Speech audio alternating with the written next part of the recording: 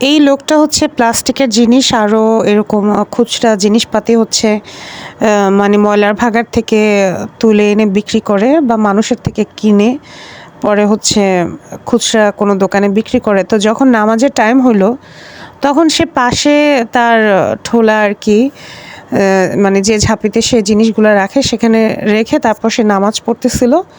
তো কে যেন এই ছবিটা তুলে ফেসবুকে দিয়ে দিচ্ছে।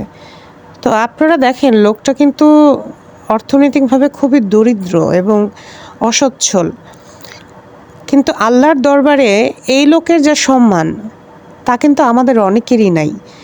অনেকেই কিন্তু কোটি কোটি টাকা কামায়, মানে বাড়ি গাড়ি কোনো কিছুর অভাব নাই, কিন্তু আল্লাহর দরবারে মানে সে যদি ঠিকভাবে নামাজ কালাম না পড়ে, আল্লাহর ইবাদত ঠিকভাবে না করে, তারপরে হচ্ছে মানুষের হক নষ্ট করে, হ্যাঁ, তাহলে আল্লাহর দরবারে কিন্তু সেই কোটিপতির থেকে এই যে মানে গরিব লোকটা তার মূল্য কিন্তু বেশি হবে, সে কিন্তু আল্লাহর কাছে বেশি সম্মানিত হবে। তো মানুষকে মানুষ হিসেবে মূল্যায়ন করতে শিখুন। কার কত টাকা আছে, আজকালকার দিনে সমাজে যার বেশি টাকা মানুষ তাকে বেশি সম্মান করে, কিন্তু আল্লাহর জমিনে শুধুমাত্র প্রকৃত মুমিন যারা তারাই সবচেয়ে বেশি সম্মানিত হবে।